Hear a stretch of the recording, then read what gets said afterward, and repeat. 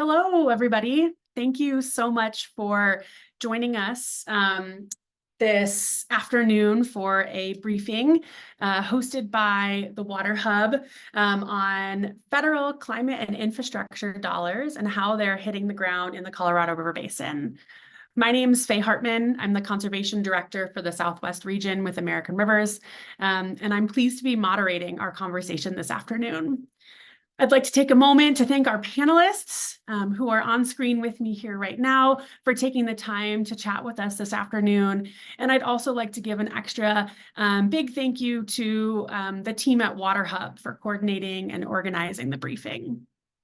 As a reminder, the briefing is being recorded, and the recording, as well as a transcript of the conversation, will be shared with participants in the next couple of days. So watch out in your email for that email from Water Hub. A little bit about where we're going to go today. The briefing will be broken up into two different parts. The first part, we'll hear from our panelists about the work that they're doing on the ground as it relates to building resilience in the Colorado River Basin. And then we'll hear from all of you, and we'll have a moderated question and answer session. While we are going to wait to answer any questions until after all of our panelists have gone, I'd encourage you to ask questions that you have in real time. At the bottom of your Zoom screen, there is a question and answer box, so please feel free to ask any questions that you have of the panelists at that time. If it's a specific question for a person, feel free to just type in, I'd like to ask this question of Jordan Nielsen, or if it's just a broader question to anyone, we'll direct it that way. Finally, if you have any issues with connection or other challenges, please use the chat feature to connect with our behind the scenes folks, and someone will reach out and provide support. So I'm incredibly fortunate to be at this virtual table with some excellent panelists to unpack how federal funding is hitting the ground in the Colorado River Basin, and to share two examples of local projects that are building resilience in the Colorado River Basin. Today, our panelists are going to highlight how federal funding is moving across the basin, impacts that these federal funds have on developing, planning, and implementing projects, and then the benefits of local projects, including how these projects are improving community livability and building resilience for those local communities, but also for the Colorado River system as a whole. So I want to take a minute to just briefly introduce our panelists. They will provide a little bit more of an introduction during their remarks, but quickly, excited to introduce the following folks. So we have the Deputy Commissioner for the Bureau of Reclamation, David Palumbo, joining us. We have Jennifer Wellman, who is the Freshwater Project Director for the Nature Conservancy. We have Mike Camblin with the Maybell Irrigation District, who is the project manager for the Maybell Ditch Project. Lenice Petterman, who is the mayor of Helper, Utah, and a key participant in the River Revitalization Project. And then we have Jordan Nielsen, the state director for Trout Unlimited.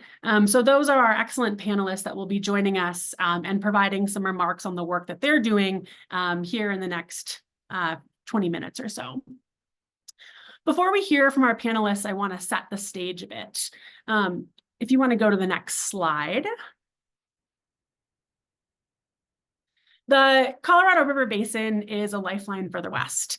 From its headwaters in the Rocky Mountains, the river flows through 7 states and 2 countries to its natural terminus in the Gulf of California.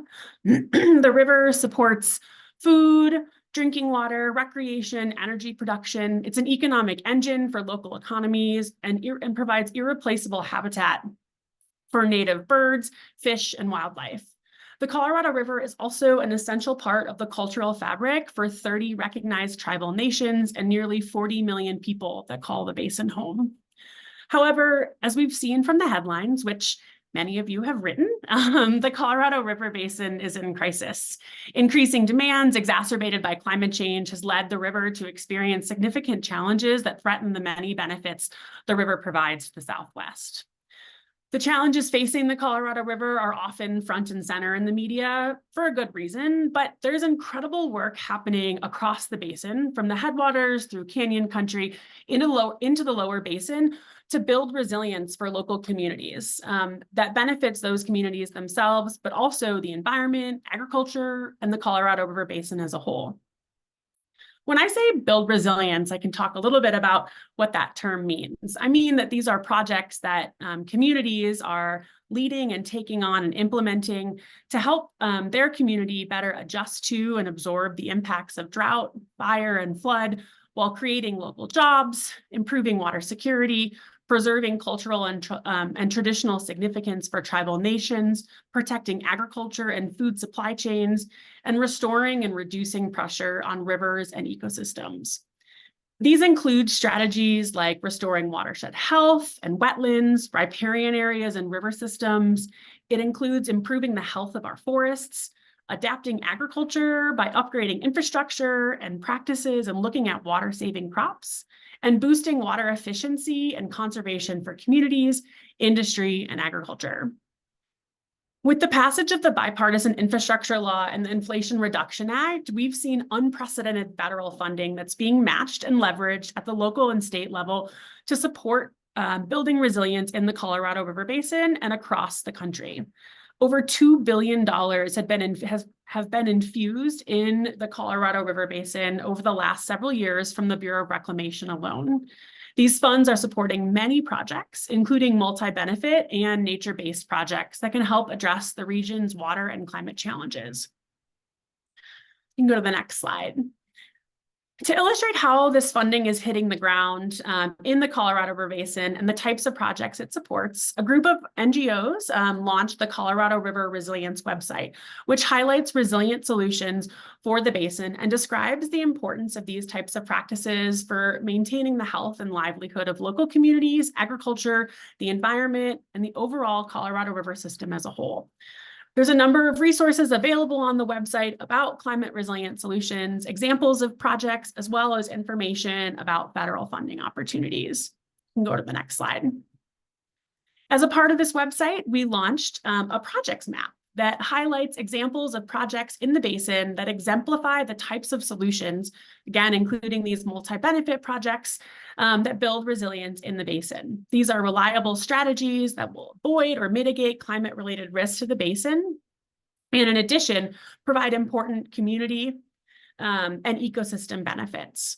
Additionally, we developed a report describing the need for investing in resilience for the Colorado River.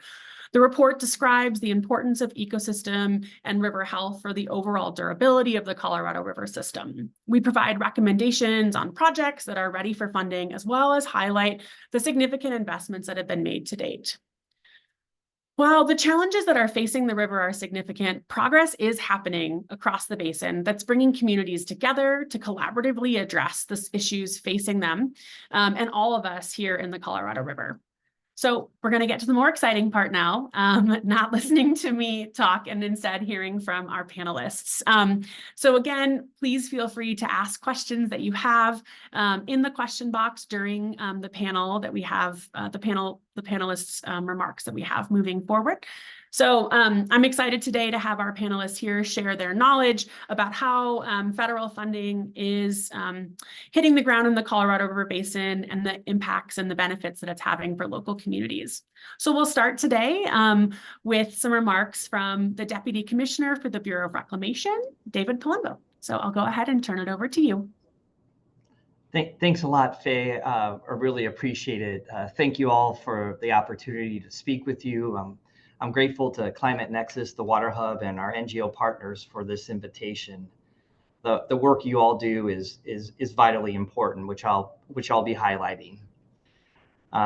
Today, I'll highlight Reclamation's investment from the President's Investing in America agenda, and particularly in the Colorado River Basin, one of the most important basins in the Western United States. I'd also like to highlight our unprecedented level of engagement with tribal nations and the country of Mexico as we look to ensure a sustainable river for generations to come for a wide range of equities.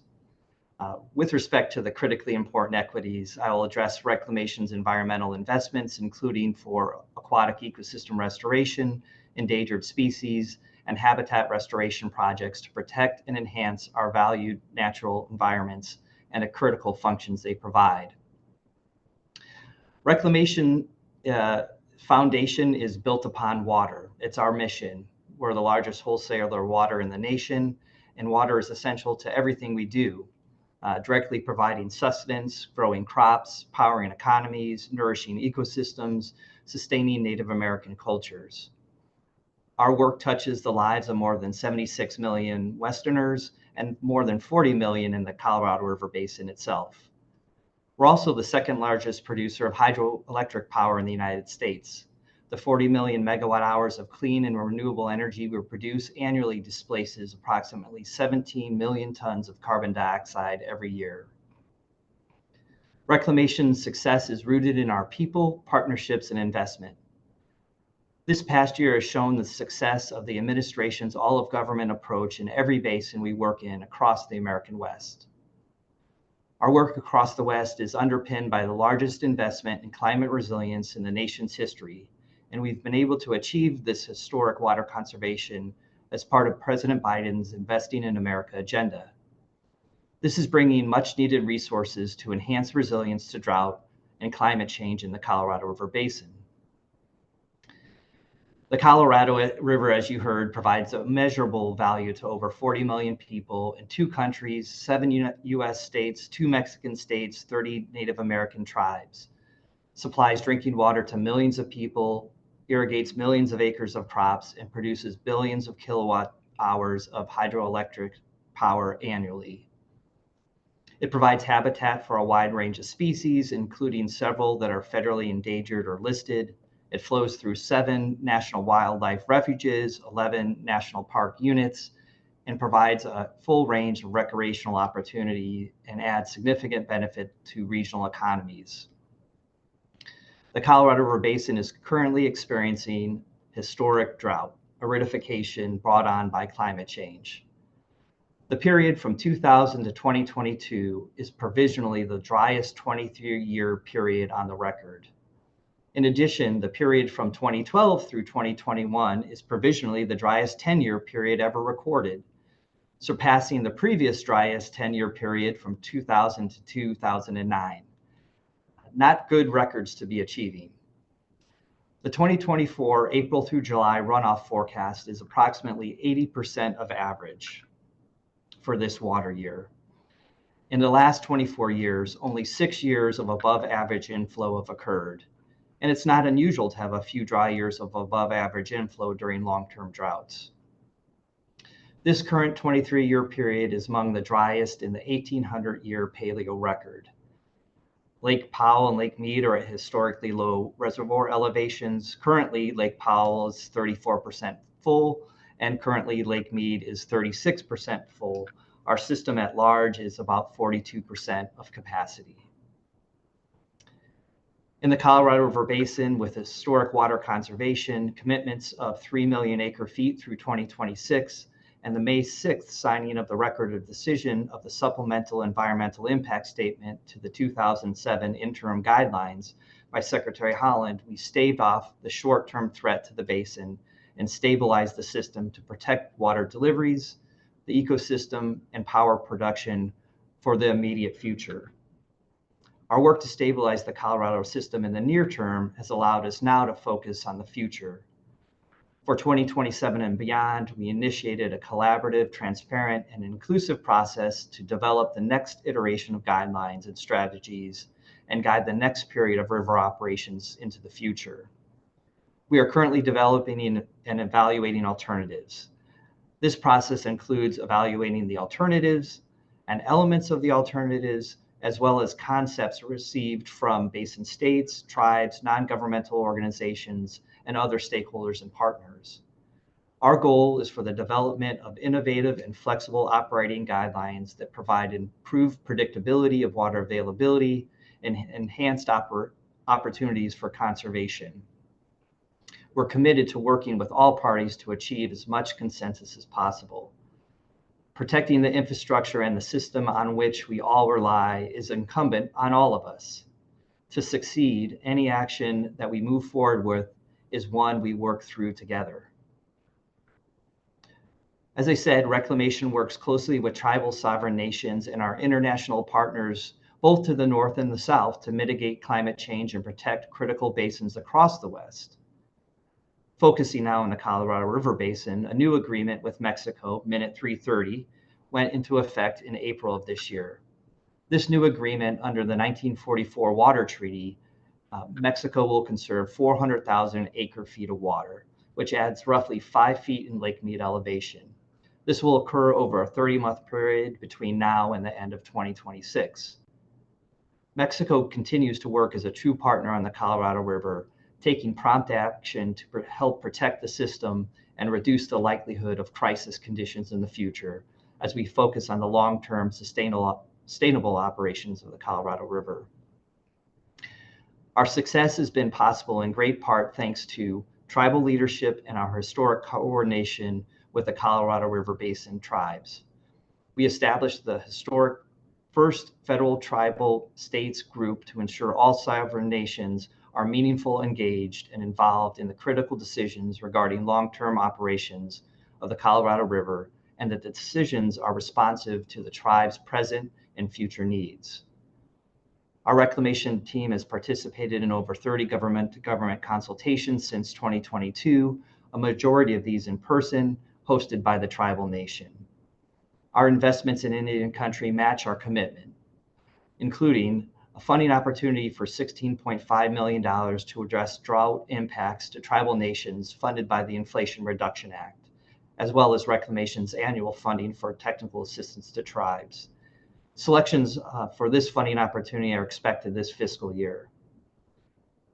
Together with the Indian Health Service, we announced a new memorandum of understanding to further develop safe drinking water and community sanitation infrastructure projects across Indian country. Through the MOU, the agencies will collaborate to complete planning and design to be used in constructing domestic water infrastructure projects. Finally, we launched another Inflation Reduction Act funding opportunity for $320 million for tribal domestic water supply projects in support of tribal households and communities that currently do not have reliable access to drinking water supplies. This funding opportunity is receiving proposals through August 4th of this year. Since the bipartisan infrastructure law was signed in November of 2021, Reclamation has announced more than $4.1 billion for 537 projects, over $2.7 billion for 332 projects across the Colorado River Basin. And since the enactment of the Inflation Reduction Act, we have announced over $2 billion for investments, the majority of which are for the Colorado River, given the critical needs in the basin.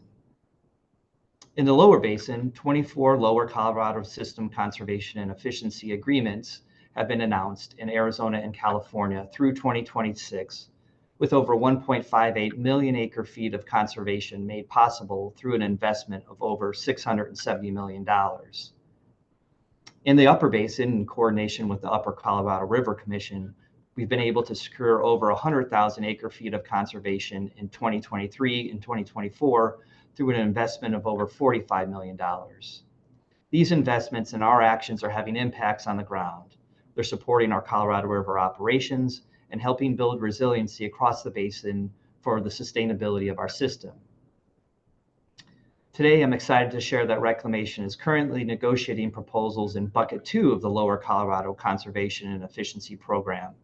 We're making an initial investment of $700 million in projects identified with a combined potential to save more than 700,000 acre-feet of water in Lake Mead.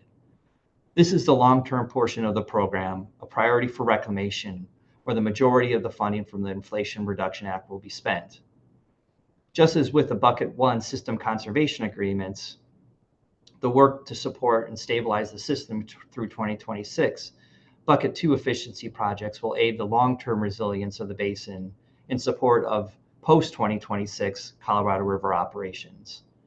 Submittals came from all 3 states, all sectors, and tribes, state entities, and individual water entitlement holders. We expect final agreements to be announced on a rolling basis in the coming months. In the Upper Basin, we have Inflation Reduction Act funding we are eager to use towards long-term investments on water conservation, system efficiency, and ecosystem restoration projects. We're currently developing the funding opportunities, and those will become available very soon. More on that in just a moment. Reclamation can only achieve its mission while supporting ecosystems and the species that depend upon them. At Reclamation, that means our mission includes support for collaboratively developed ecosystem restoration projects that provide regional benefits and improve the health of watershed, fisheries, wildlife, and aquatic habitats. The work we do with our partners to restore and protect fish and wildlife habitat also helps improve water quality and mitigate impacts of drought and potential flood events. It is a vital part of our mission. Together, ecosystem restoration projects like these are also advancing the Justice 40 initiative, part of the Biden-Harris administration historic commitment to environmental justice. This initiative aims to ensure 40% of the overall benefits of climate, clean energy, and other federal investments flow to disadvantaged communities that have been marginalized by underinvestment and overburdened by pollution. In the Colorado River Basin, the Investing in America agenda is also supporting ecosystem efforts. In Arizona, $25 million in funding to protect wetlands. The Yuma East Wetlands received $5 million, and the 4,000 acre Topok Marsh and the Havasu National Wildlife Refuge will receive $20 million. Reclamation's Water Smart program, our area includes projects focused on ecosystem restoration and watershed management. Through the bipartisan infrastructure law, Reclamation has funded 15 projects in the Colorado River Endangered Species Recovery Programs for $73.5 million. In Albuquerque, the bipartisan infrastructure law is providing $3 million for the Albuquerque-Bernalillo County Water Authority to reconnect approximately 11 acres of floodplain habitat along nearly 2,000 linear feet of the Rio Grande, connecting the Rio Grande to its floodplain. Also in New Mexico, the Pueblo of Isleta is receiving $2.5 million for repairing, restoration, and revegetation. The Pueblo will build resilience in the watershed by implementing nature-based restoration techniques to restore natural watershed function on approximately 30,000 acres of the Comanche Ranch and neighboring lands. Regarding our Inflation Reduction Act environmental investments, we're committing up to $250 million in an agreement with the state of California, the Imperial Irrigation District, and the Coachella Valley Water District to support the Salton Sea. And I'm excited to announce that in the Upper Basin, our Bucket 2 funding opportunity for ecosystem restoration and environmental projects is scheduled to be released by midsummer. We look forward to our collaboration in that program for the benefit of our natural environment. Thank you again for the opportunity to share the good stories that we've been able to build and will continue to build together.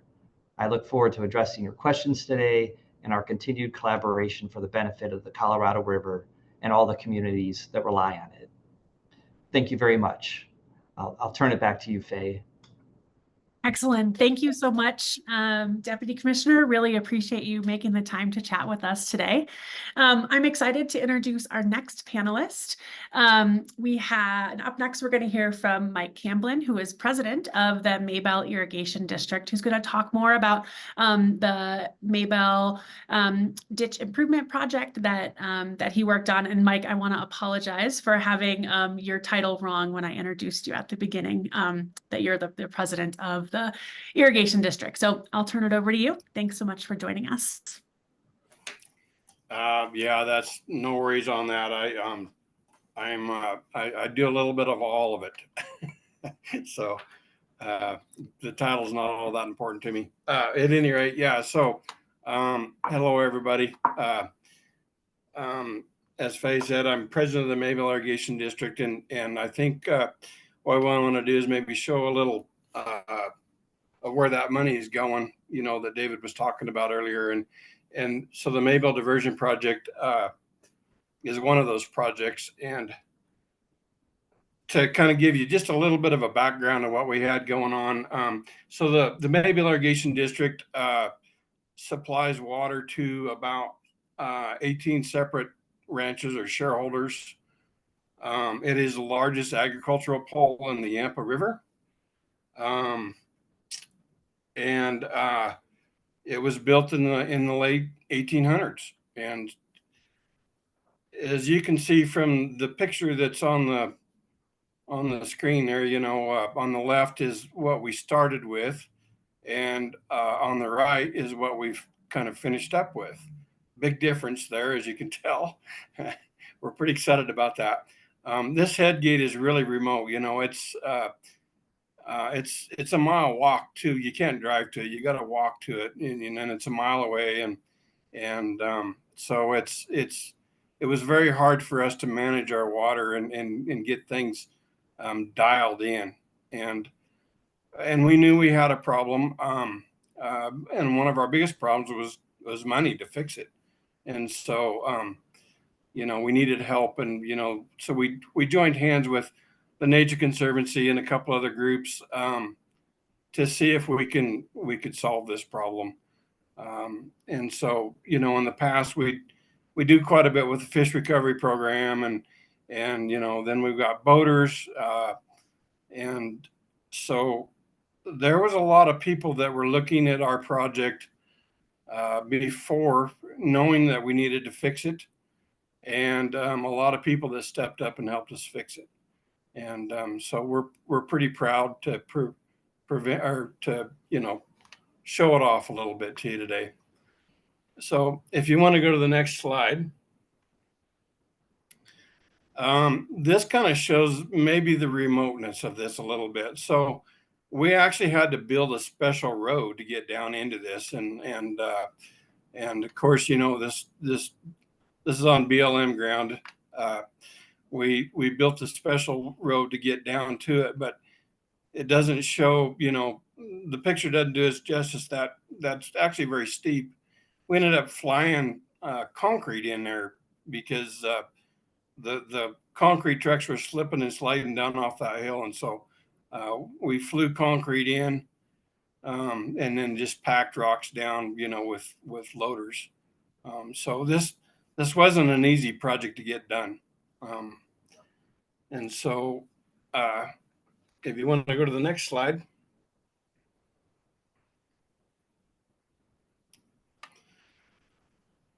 So this kind of wraps up. So if you look, we're in a canyon here, and on the right-hand side is the diversion structure and the new head gates. And on the left-hand side is our fish ladders and our passageways for the recreational people, for boaters and rafters and whoever else wants to float this down. And then we also have fish ladders in there to accompany the fish. So this project was not only for agriculture, it was for the fish and the boaters and everybody else. So it's a really good project, and we're really proud to have it done. I think they kind of wanted me to touch on maybe the economy of some of this stuff. Like I said, with 18 different shareholders, the main agricultural crop in Maybelle is hay for cattle. So there's a huge economic benefit to having water when we need it. But in this day and age, we dang sure got to manage it. And I think that was our problem. And one of the reasons that we started this project was to be able to manage the water as we needed to. In the past, as you can tell from the previous slide, those head gates were, took two people to open them and close them. It took, a mile walk to go up there and open them and adjust them. And so this project here was kind of the last of our management decisions that we'd made. And to be honest with you, we thought it was out of our reach financially until, we started getting some help from the Nature Conservancy and the Bureau of Reclamation and some of those other people, fish recovery program, to help us do this. So what it's allowed us to do is we can actually get on the computer now and open those head gates remotely. We know exactly how much water we're taking. So it's been key in our water management. If we have a shareholder that needs a little more water, we can open it when we need to. If we see several shareholders that are shutting down for haying season, it's easy for us to adjust that water now without having to send somebody up there to adjust it. And so I think water management was our number one reason for doing this. And then of course the fish and the recreational boaters and so forth benefited from it. So I think that's just about got it wrapped up. I'll wait for questions and answers. At the end of the thing, if anybody's got questions and answers, I'll wait for that. I don't know if Jennifer wanted to say anything while we were in our slot or not, but I think I'm done.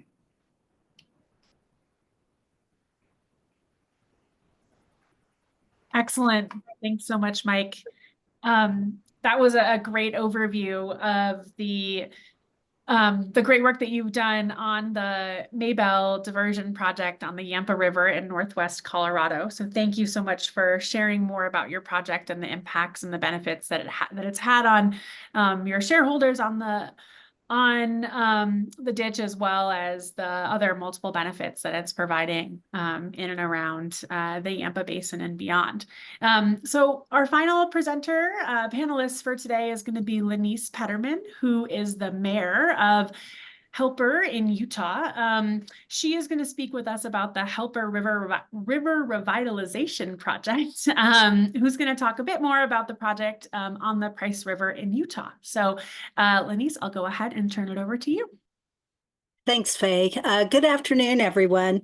We're super excited to share this project with all of you. So if you'd like to advance to the next slide, the project that we worked on was the Gelati diversion.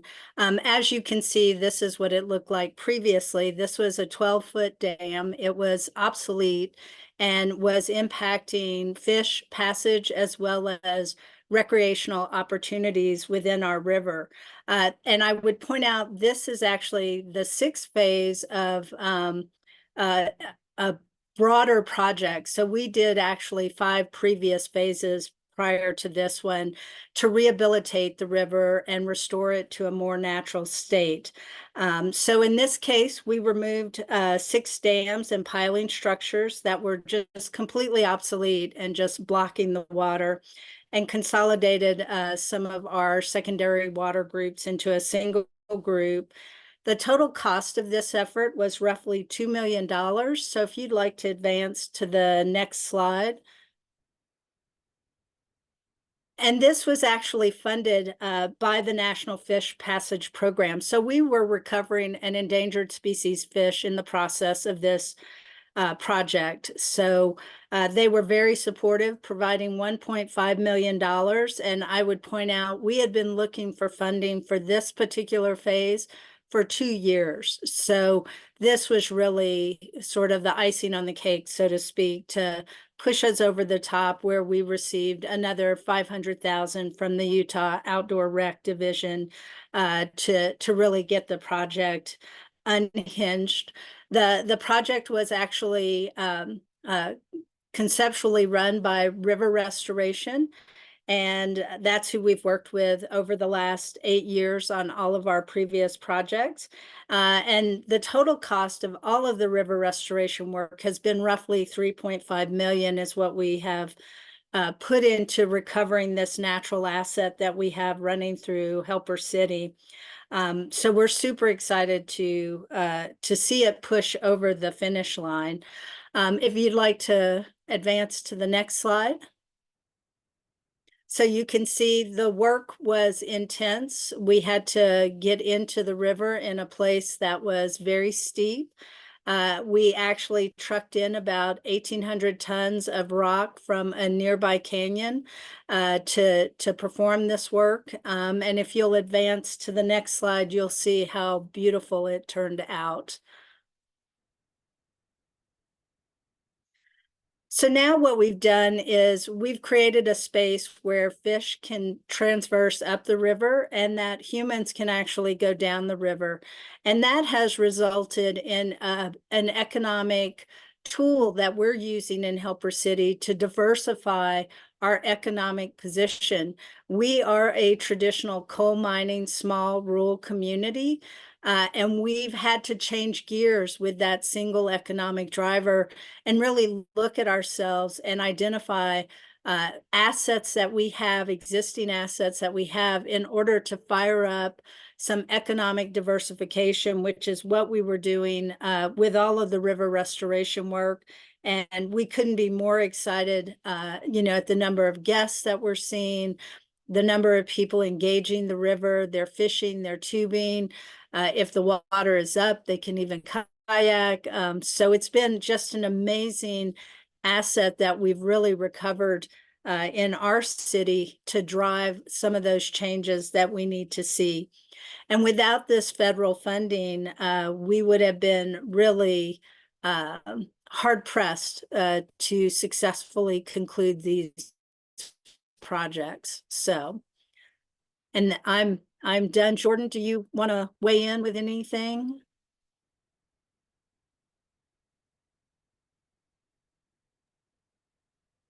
I think that sounds really good, Lanice. I'm happy to answer any of the technical questions on the project. But I just want to note that we had been looking for the money to complete this project for a couple of years. And this is part of you mentioned the multi-phase. We'd been working on this for 10 years by the time we got to this. So the timing was right with the bipartisan infrastructure law to get some money on the ground to get some of the bigger work done that we needed to do.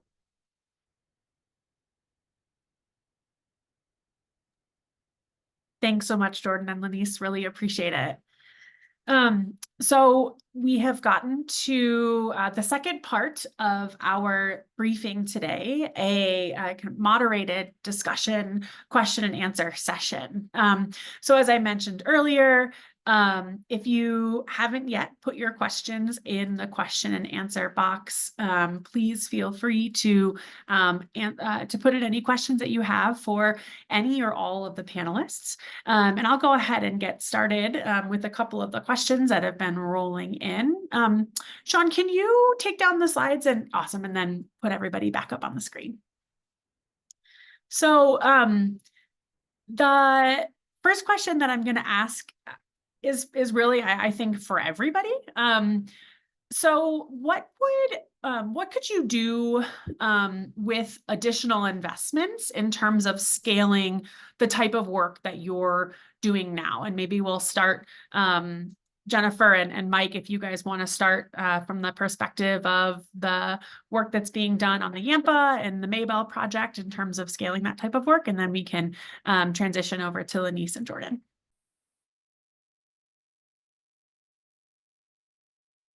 Sure, I will take a first crack at that. It's a great question. I think projects that are multi-benefit, that serve agricultural water users and environmental purposes, as well as recreational water needs and potentially industrial water needs, bring together people from diverse backgrounds so they can work on proactive solutions to protect the river and the water that everyone depends on. And our project, at least the Maybell diversion, took a lot of people working together on the ground to make that change happen. And the bipartisan infrastructure law was critical at a time when we were fundraising and cobbling together resources from a bunch of different organizations. And suddenly there was an infusion of federal funds into this network. So we were able to apply and receive funding, which then advanced the project to construction.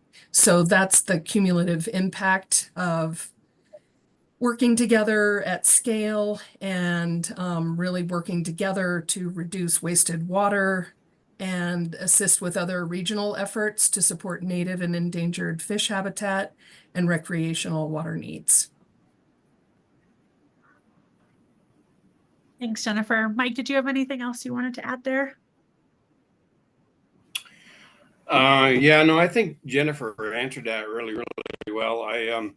It really was difficult. I mean, it took us, 6 or 7 years to gather the money up for this, and it seemed like every time we get close, COVID come along, and it just kept stretching out. But it was something definitely that the shareholders knew was out of their reach, and then there were so many other benefits to it, that with the fish and the boaters and everything else too, that if it wasn't a collaborative effort, we couldn't have got it done. So it worked really well for everybody. Excellent. Thank you both so much. Jordan and Lenise, I'd ask the same question to you guys. What do you think you could accomplish with additional investments, and how would you scale the type of work that you're doing now?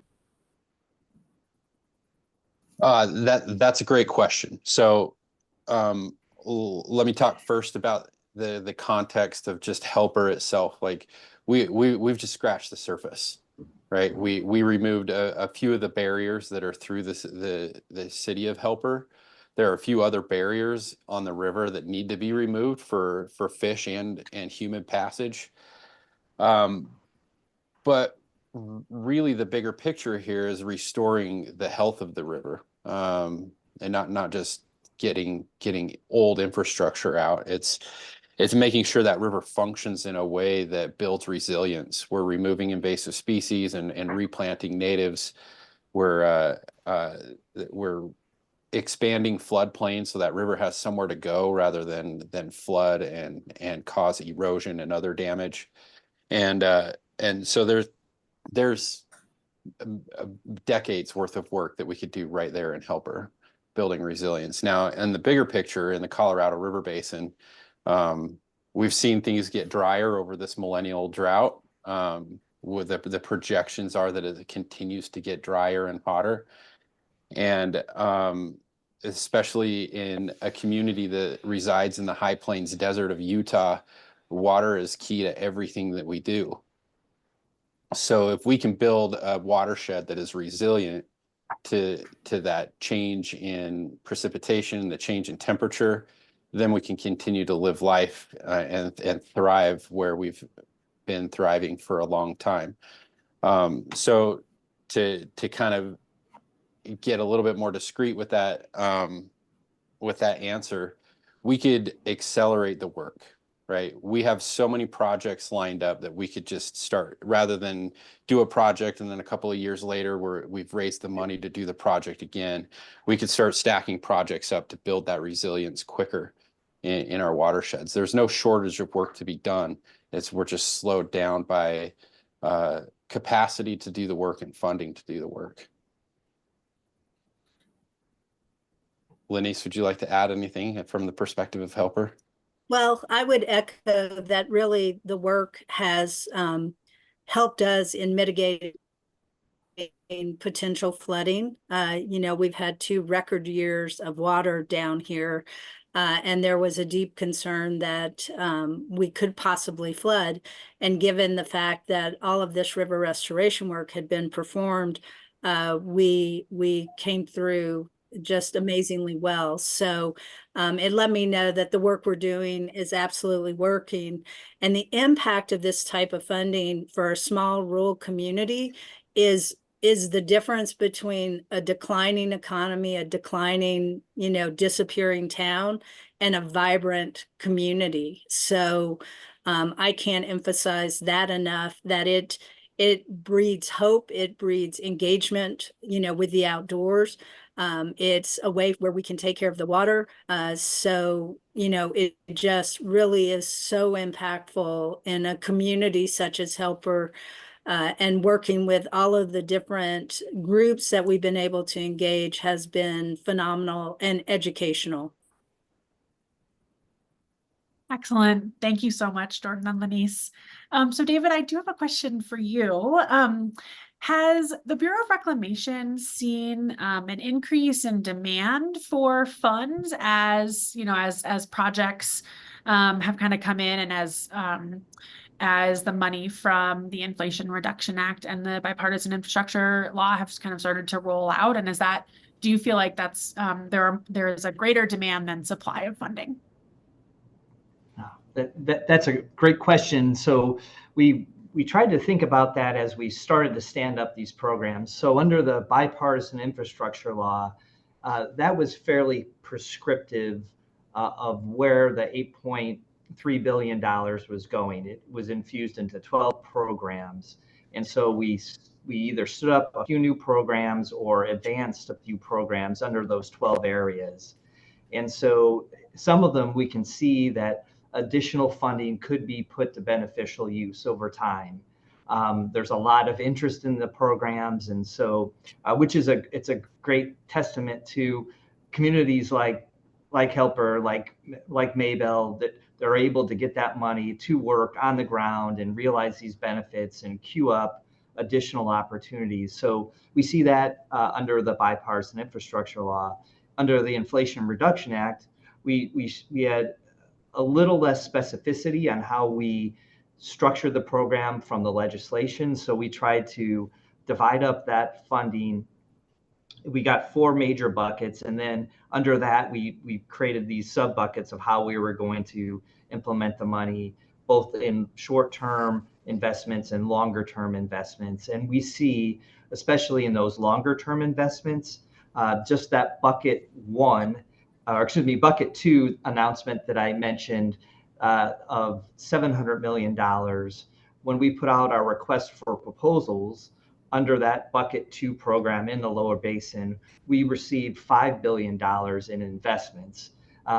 We have $4 billion under the Inflation Reduction Act at large for drought in the West. So just by virtue of the demand that came in with those requests for proposals, we see that there could be opportunities for further expenditures if Congress so choose to provide that funding.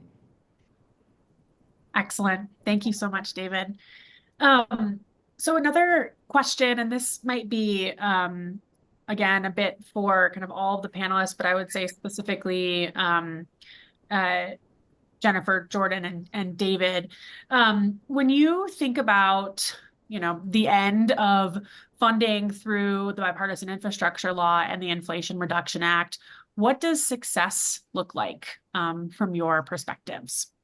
And David, if you want to go ahead first. Oh, sure. I noticed one of the questions in the chat was kind of a distinction between bucket 1 and bucket 2. So maybe I'll fold in an answer to that as well, because with respect to that portion of the Inflation Reduction Act, drought in the West, and in particular, this particular case, we're talking about the Colorado River Basin. We stood up the bucket 1 program for those we call short-term, real wet water, new wet water, accruing to the benefit of the system. And so I think success means that we achieved our near-term goals, and those are through 2026, kind of aligned with the SEIS that we implemented to the 07 guidelines. How do we get to 2026? So if we're able to stabilize the system, and it looks like we've been able to do that with communities coming forward and wanting to be partners here in saving that water for the benefit of the system, that's success. With respect to the longer term, the post 2026, how we're aligning bucket 2 of these, we'll call them longer term durable projects. They're more shovel in the ground, whether nature based or other infrastructure that we would implement. If we're able to achieve that wet water savings, or in the case of the ecosystem projects, those ecosystem benefits for the long term, then that means success for us. And we've got a lot of interest in the upper basin on both ecosystem and water projects. And then in the lower basin, we had that robust response to our request for proposals. So I'm confident we'll realize those benefits, and that's generally what success looks like from Reclamation's perspective with those programs. Excellent. Thank you so much. Jennifer, Jordan, one of you want to chime in about what success looks like?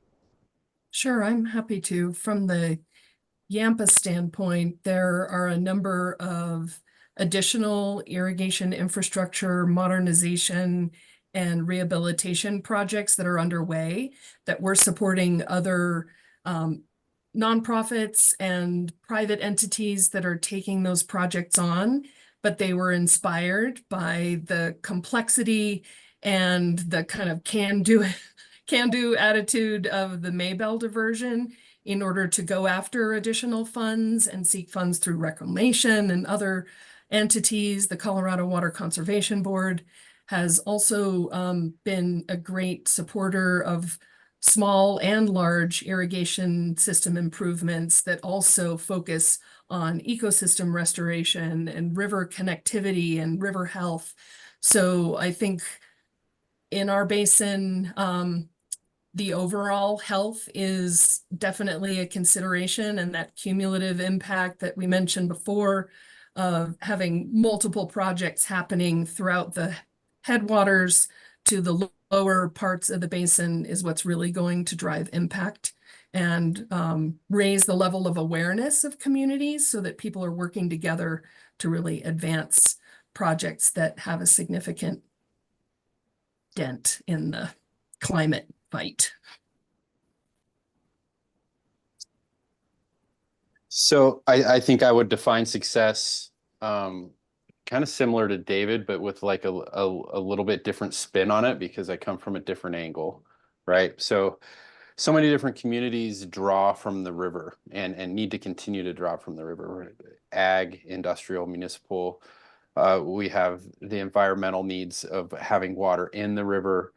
And as we roll into the future and we see a changing dynamic in our climate and in how we interact with the river, we find some sort of balance that we take what we've done to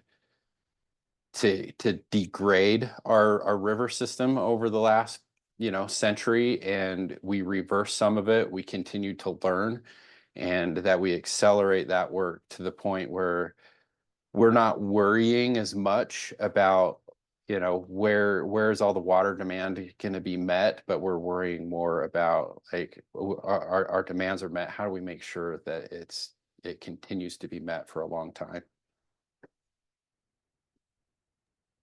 Excellent. Thanks, Jordan. So another question came in for you, David.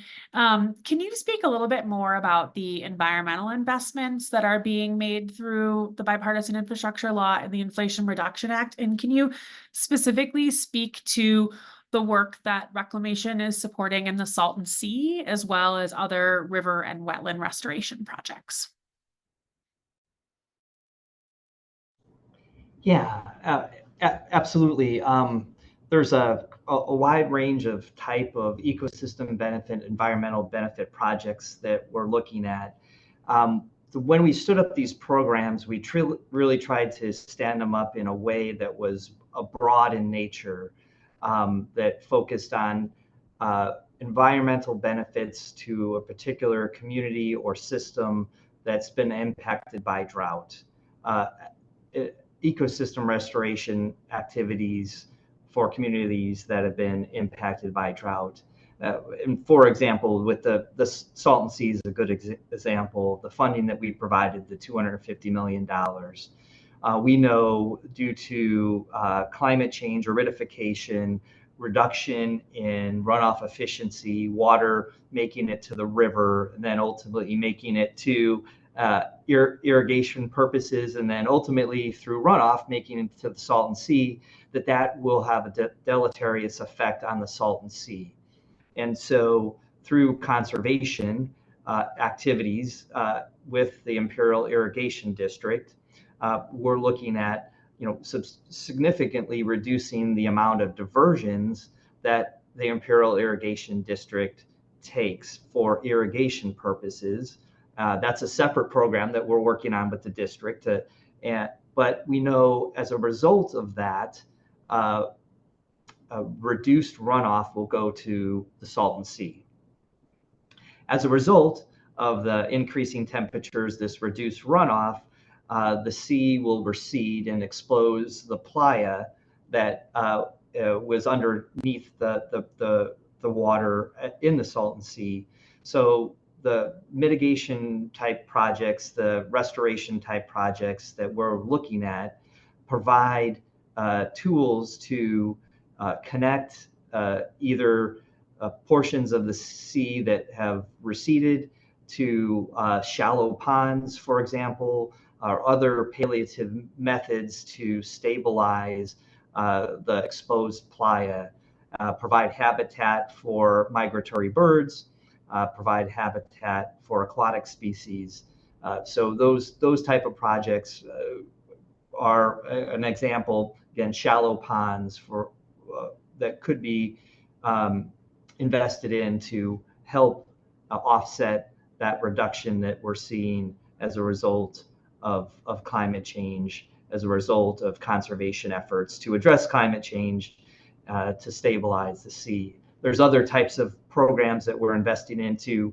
I had mentioned, for example, in the Rio Grande, just as going outside of the basin, but receives water as through a transvasion diversion into the Rio Grande, that in the Middle Valley, we're looking at ways in which to connect the floodplain to the river that's been channelized. So how do we get that benefit to the floodplain through some engineering on the ground, shovel in the ground activities to connect those systems back together again in a more natural environment rather than through the channelized system.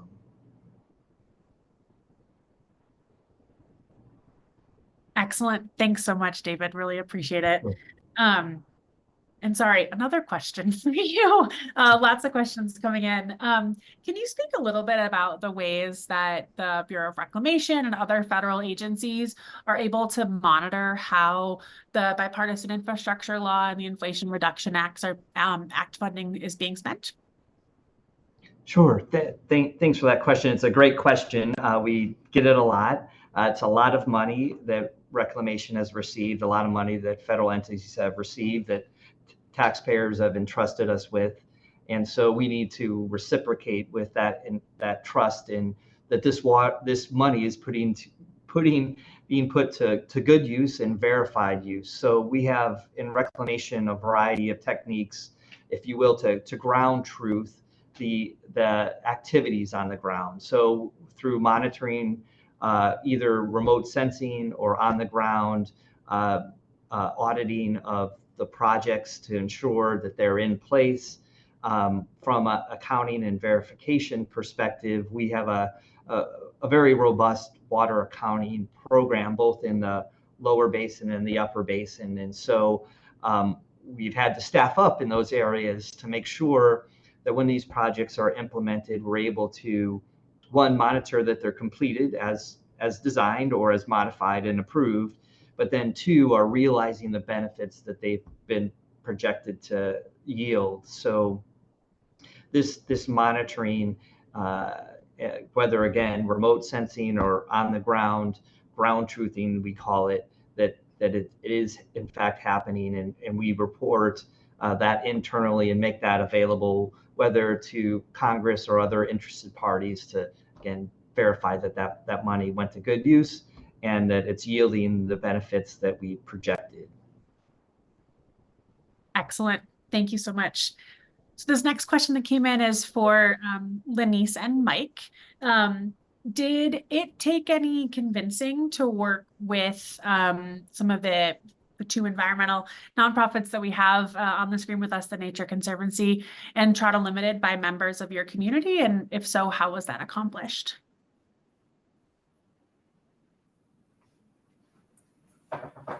Yeah, I can answer that question. So, when we first got started, I think there was some concern, that we were, so to speak, stepping across the aisle working with TNC, and once we got started, it was great. Everybody kind of flowed together really well. I think it was a concern that we started to have, and it just didn't really ever become a huge problem. I think once we sat down at some of the initial meetings and they realized that they were there to help, and some of the concerns they had were the same concerns thing, which was water management. I think that it was just a matter of sitting down and having that conversation with our shareholders. And TNC was great as far as making sure that all questions were answered. I mean, we left everything on the table. There, nothing was, behind anybody's back or anything. We just put it all on the table, and so it went really well, to be honest with you. So I think Trout Unlimited is such a respected organization, and they have boots on the ground in our area, which is just one notch up, right? So it's not like, oh, who are these people from outside of our community filtering in to tell us what to do with the river, but they're actually here. They've worked in our educational system with students. So they're a known entity. And we've been in this game, like Jordan said, for 10 years. So, the trust, the respect is there. And I have, the utmost respect for the jobs they do. And I believe the community does as well. So I've never received any pushback, any negative feedback about these relationships, because it really does take a cohort of partnerships to bring huge projects to completion. And you work with everyone at the table. So kudos to Trout Unlimited.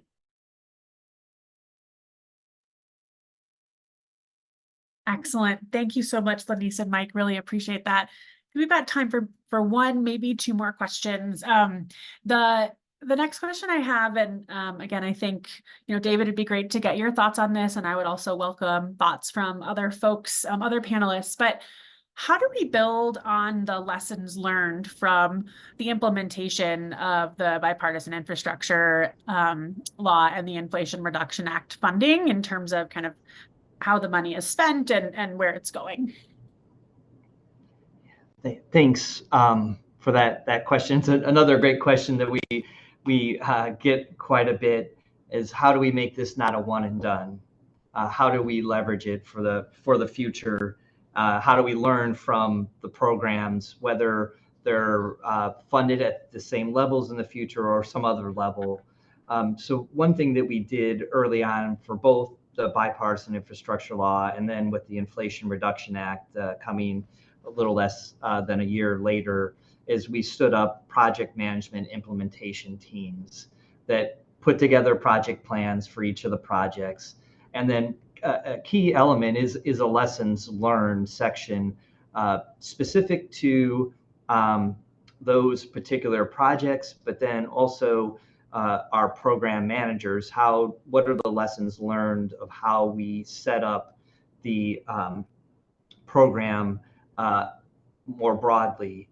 So in the bipartisan infrastructure law, for example, we received the $8.3 million in $1.6 million increments, and we needed to put together spend plans for each of those increments as they come about. So we tried to,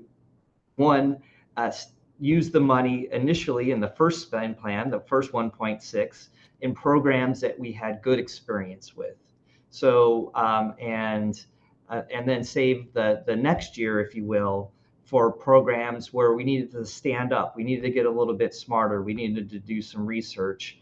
And so as we increment through these $1.6 billion spend plans, each for 5 years, again, how do we do that in a strategic way that leverages lessons learned over time? With the Inflation Reduction Act, we're doing the same thing. We learned a lot by the bucket to proposals in the lower basin. What projects competed well, what projects maybe fell through the cracks.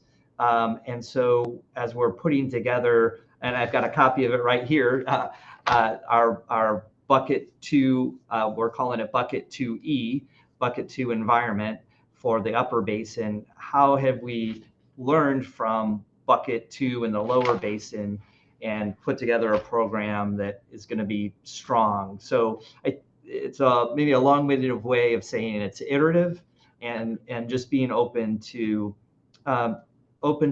scrutiny and learning from mistakes and learning from successes.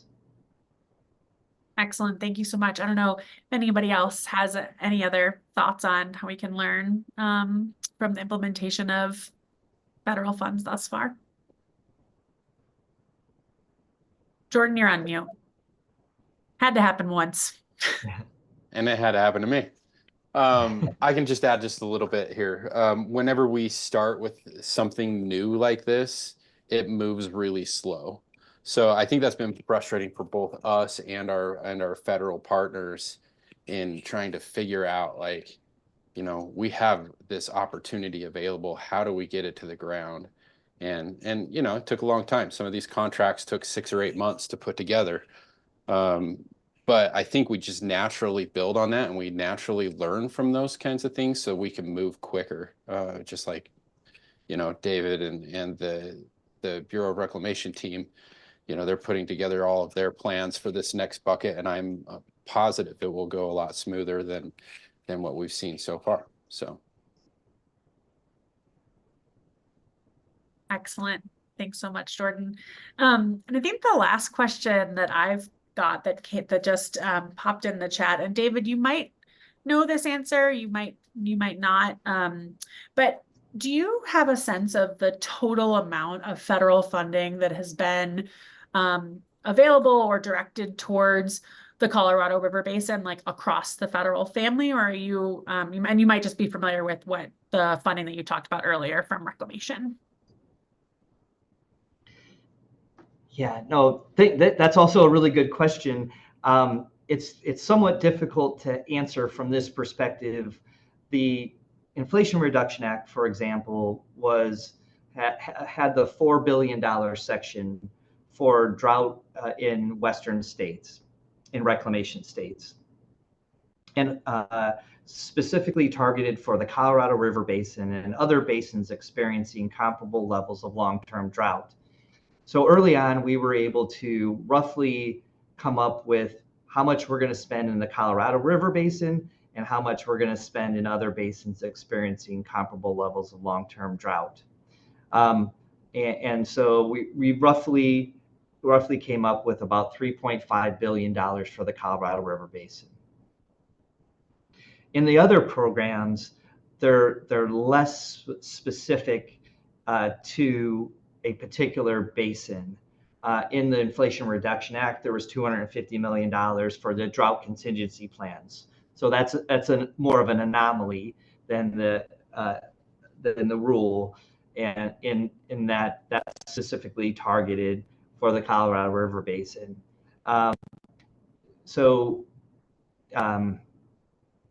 The other programs are federal sibling agencies, whether it be in the Department of the Interior or other programs such as EPA and USDA, are again less specific towards a particular basin. So I don't have a good answer right now up front how much will go towards the Colorado River Basin because of that lack of specificity or targeting those dollars for those particular programs. You know, aside from the IRA, the $3.5 billion I mentioned, and then the drought contingency plans, there's less specificity to which basin or which state or even what type of project that will receive the money. So that was a long-winded way of saying I don't have that answer, but a few of the reasons why I don't. No, that's really helpful. Thank you, David. And I will say too, just on that question, the website that I mentioned earlier, Colorado River Resilience, that some of the NGOs have pulled together.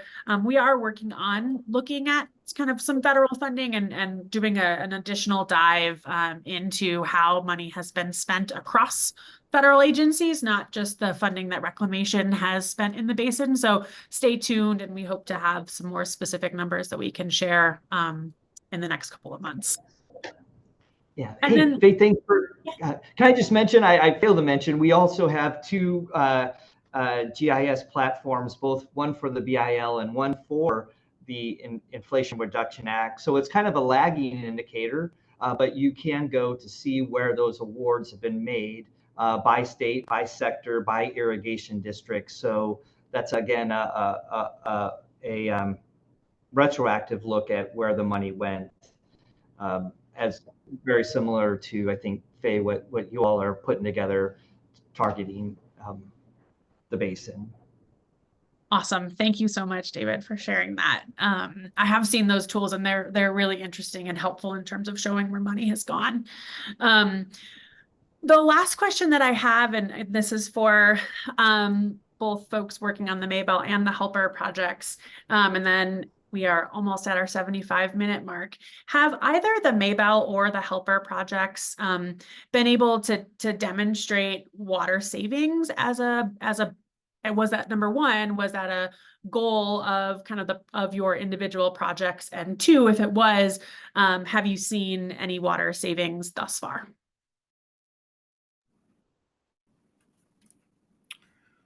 Yes. So we just actually fired up, the end of April, and so we haven't got to run it a whole lot longer. But yeah, we currently are running on an average about 10 CFS less than we were before, just because we can respond quicker. And so we have told our shareholders to communicate with our ditch writer every day. If you're going to kick water on, let him know.